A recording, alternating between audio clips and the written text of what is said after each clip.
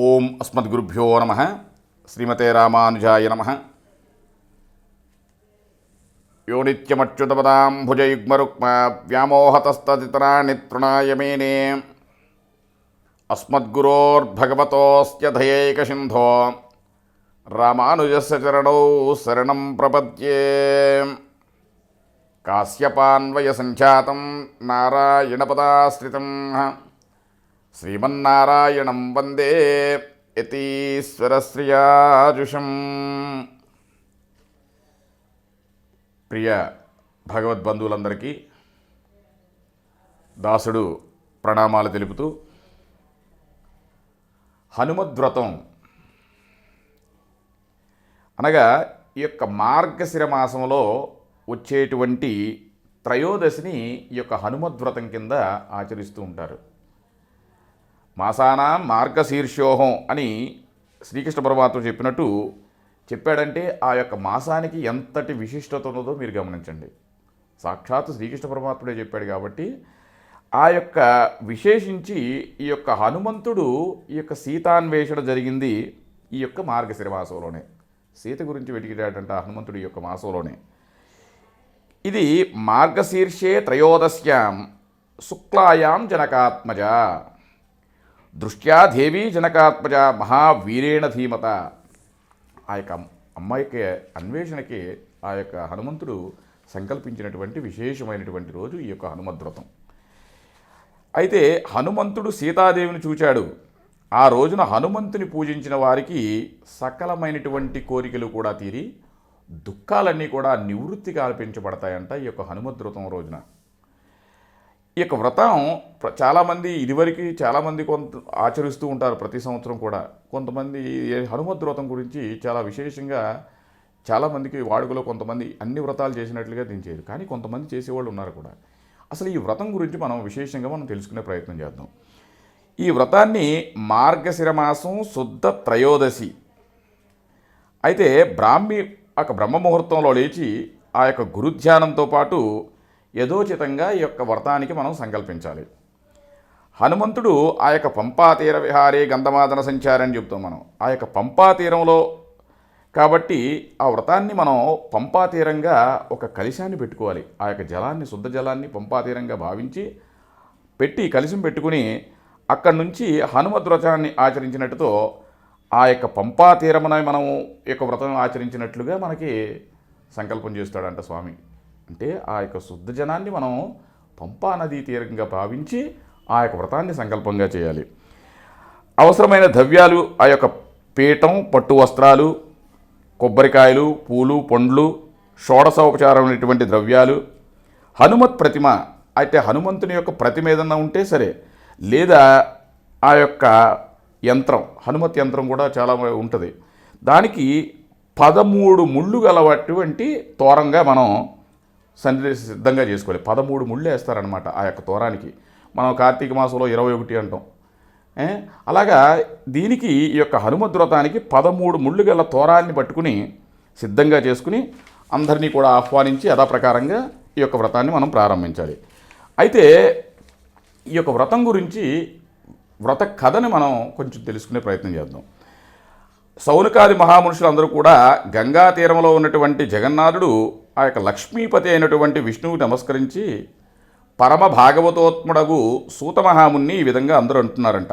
ఓ సూతమహాముని, మీరు విష్ణుగాథను ఎన్నో చెక్కులుగా మీరు అన్ని సూతమహాముని అందరికీ కూడా భగవత్ విషయాన్ని తీరుస్తూ ఉంటారనమాట. విష్ణుగాథలు ఎన్నో చెప్పావయ్యా, కాబట్టి మాకిప్పుడు మరొక వ్రతాన్ని గురించి మేము తెలుసుకోవాలనుకుంటున్నాము అని యొక్క మునులందరూ కూడా ఆ యొక్క సూతమహాముని అడిగారంట. అప్పుడు సూతమహాముని ఈ విధంగా చెప్తున్నాడు. పరమ పవిత్రమైనది, 4 వర్ణముల వారు అనుష్ఠింపదగినది, అతి రహస్యమైనది, గొప్ప మంగళప్రదమైనటువంటిది మరియు ఆయురారోగ్యాలు ప్రసాదించేటువంటి వ్రతం ఏదన్నా ఉందంటే అది చెప్తాను వినండి అని ఆ యొక్క సూతమహాముని చెప్తున్నాడు. ఒకప్పుడంట దయాపూర్ణుడైనటువంటి వ్యాస భగవానుడు తన శిష్యులతో కూడి యొక్క ద్వైతవనంలో ఉన్నటువంటి ధర్మరాజును చూడటానికి వ్యాస భగవానుడు వచ్చాడంట. ఆ ద్వైతవనానికి వచ్చేపాటికి ఆ యొక్క అక్కడ ఉన్నటువంటి ధర్మరాజు తన యొక్క అందరూ కూడా తమ్ముళ్ళతో కూడి ఆ ద్రౌపదితో కూడి అందరూ కూడా ఎదురుగా వచ్చి ఆయనకి చాలా సోదరులతో పాటు ఎదురుగా వచ్చి ప్రశాంతంగా ఒక గృహాన్ని కూర్చోబెట్టి ఆ యొక్క వ్యాసుల వారికి ఈ యొక్క అన్నదమ్ములందరూ కూడా సేవ చేస్తున్నారంట. అప్పుడు ఆ వేదవ్యాసుడు ద్రౌపది చేసినటువంటి సేవలకు సంతసించి అప్పుడు ధర్మరాజు యొక్క యోగక్షేమాలన్నీ కూడా అడిగాడంట. ఎలా ఉన్నారు, బాగున్నారా అని కూడా అడిగాడంట.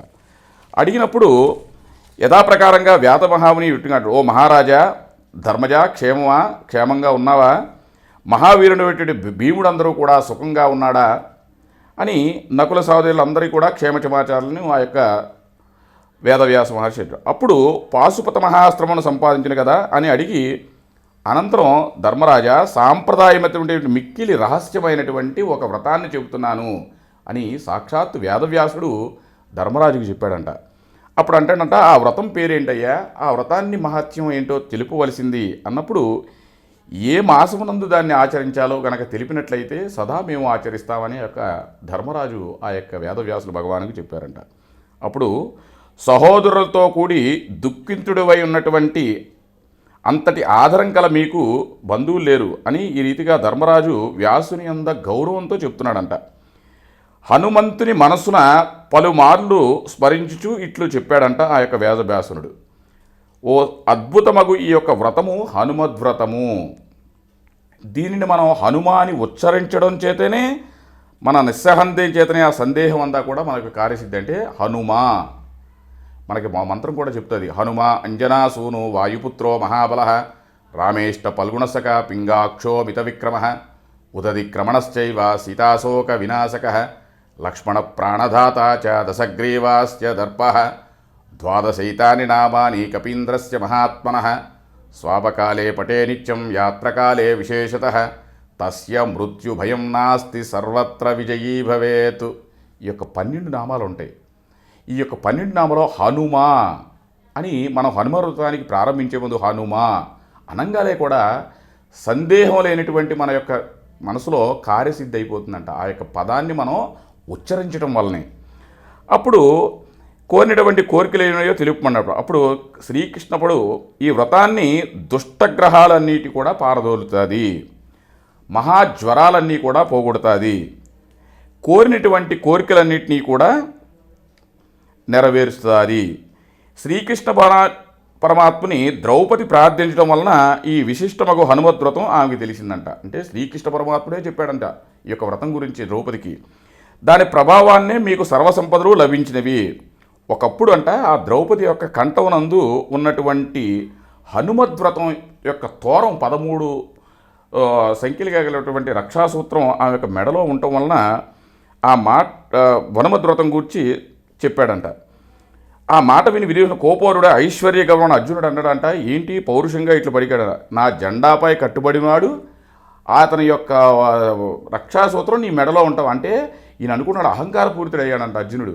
ఈయనేంటి నా పైన జెండా, నేను ఉండేవాడిని, నా పక్కన కృష్ణుడు ఉన్నాడు, పైన ఈ జెండా పెట్టుకున్నటువంటి ఆ యొక్క హనుమంతుని యొక్క రక్షాసూత్రాన్ని నువ్వు మెడలో వేసుకుంటావా అని ఒక అహంకార ధోరణిలో మాట్లాడాడంట అర్జునుడు. అప్పుడు హనుమంతుడు ఏమి ఇయ్యగలడు, మీ యొక్క స్త్రీ జాతి బుద్ధి ఇంతి అని ద్రౌపదిని అన్నాడంట అర్జునుడు. కానీ ఇటువంటి వ్రతాలతో మమ్మలను మోసగిస్తున్నామని కూడా ఆ అర్జునుడు పలికినట్లుగా చెప్పాడంట. ఆమె దుఃఖించేందంట, రాజేంద్ర ఈ వ్రతాన్ని సాక్షాత్తుగా జగన్నాథుడైనటువంటి శ్రీకృష్ణుని చేతే నాకు చెప్పబడిందయ్యా ఈ హనుమంతు వ్రతం గురించి అని ద్రౌపది చెప్పిందంట. కానీ ఆ యొక్క అంటాడంట, వాసుదేవుడు చెప్పిన వ్రతం ఆచరించి ఈ తోరాన్ని ధరించావా, ఈ యొక్క 13 రక్షాసూత్రాన్ని. అర్జునుడు కోపించి, నీవు పరిహాసంగా ఈ వ్రతం చెప్పినే కానీ నిజం కాదు, ఈ దుష్టచిత్తుడవు కృష్ణుడు నాకు బద్ధుడై దాసుని వలె నా వెనక నుండి నన్ను సారథిగా నడిపిస్తున్నాడయ్యా, కానీ ఆయన చెప్పింది ఏదో నువ్వు ఆచరిస్తున్నావా అన్నట్లుగా ఒక అహంకార ధోరణిలో మాట్లాడినప్పుడు, కాబట్టి నీవు పతివ్రతవు కావు, అది నీకు వ్రతమైనను వ్రతాంగమైనను ఈ తోరాన్ని నువ్వు తీసివేయవని ద్రౌపదికి ఆదేశించాడంట ఆ యొక్క అర్జునుడు. అప్పుడు భయం పొందినదిపై పతియే దైవంగా పలినటువంటి ఆ యొక్క ద్రౌపది వ్రతోద్యానకు ముందే ఆ తోరాన్ని తీసేసిందంట. అందువల్లనే ధర్మరాజా మీ యొక్క సకలమైనటువంటి సంపదలు ఇచ్చిన రీతినే అలాగే పోయినాయి, మీకిట్టి వనవాస క్లేశం సంపాదించింది. 13 ముడుకలు గల తోరాన్ని ఆ యొక్క ద్రౌపది ఎప్పుడైతే గనక త్యజించిందో మీరు 13 ఏళ్ళు ఇష్టి కష్టాలు పడుతున్నారయ్యా అని చెప్పగా, ఇది అంతయు కూడా విని ద్రౌపది ఆ వ్రతం విషయాన్ని జ్ఞాపకం చేసుకుని భర్తలందరి చేత ఎదుటే ఈ విషయం సత్యము, సాక్షాత్తుగా ఆ యొక్క పరమాత్మే నాకు చెప్పాడని అందరికీ కూడా చెప్పిందట హనుమద్వ్రతం యొక్క విశేషం. అప్పుడు ధర్మరాజా ఇంకనూ వినిచారు. పూర్వము శ్రీరాముడు లక్ష్మణుతో కూడినవాడే సీతను వెతుకుతూ ఋష్యముఖ పర్వతానికి వచ్చినప్పుడు హనుమంతుని చూచాడంట. అప్పుడు రాముడు సుగ్రీవునితో హనుమంతునితో కూడా స్నేహం చేసి హనుమంతుడు రాముతో ఇట్లంటున్నాడు, ఓ రామచంద్ర, నీ భక్తుడనైనట్టు రామకార్యమును ప్రవేశపెట్టినట్టు నా మాట విను. పూర్వము దేవేంద్రుడు వజ్రాయంతో నా దవడను కొట్టాడయ్యా, అందుకని ఈ దవడ ఇలాగ అయిపోయింది. అది చూచి మా యొక్క తండ్రి గారు మూర్ఛ పొంది, నా తండ్రి యొక్క వాయుదేవుడు ఏల నా కుమారుని పడగొట్టేవని ఆ యొక్క కోపం వహించి వాయువు అసలు గాలి వీచకుండా చేశాడు అంట వాయుదేవుడు. అప్పుడు ఆ రీతిగా వాయువు లేక ప్రపంచమంతా కూడా సంభవించడచే బ్రహ్మాది దేవతలు కూడా ప్రత్యక్షమై ఈ రీతిగా, ఓ ఆంజనేయ, నీవు చిరంజీవి వాయుపుత్రుడువు, హనుమద్వ్రతమున నాయకుడు నిన్ను గొప్పగా ప్రతిష్ఠించి నీకు పూజలు చేస్తామయ్యా. ఎవరు పూజింతురో వారి యొక్క సర్వ కార్యాలన్నీ కూడా నెరవేరుతాయి అని ఇంద్రాది దేవతలందరూ కూడా ఆ యొక్క వాయుదేవునికి అభయం ఇచ్చి ఆ యొక్క హనుమంతుని యొక్క విశేషాన్ని సకలమైనటువంటి దేవతలందరూ కూడా చెప్పారు. కావున రామ, నీవు నా మాటను తప్పక వినుము. వ్యర్థమగు ఆలోచన తగదు.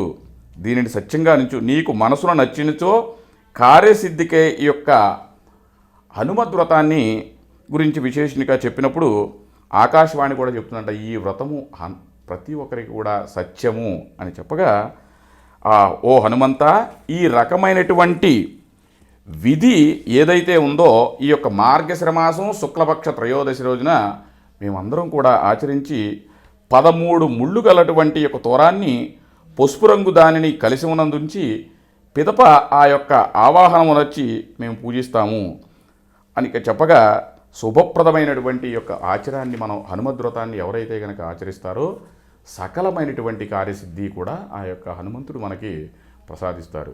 కాబట్టి ఈ యొక్క మనం ఇందాక అనుకున్నది ఏవైతే కనుక వ్రతం చేయొచ్చు, హనుమద్వ్రతం కొంతమంది చేయవచ్చు, కానీ ఈ యొక్క నామ ఉచ్చారణతోనే సకలమైనటువంటి కార్యసిద్ధి చెప్తుందంట.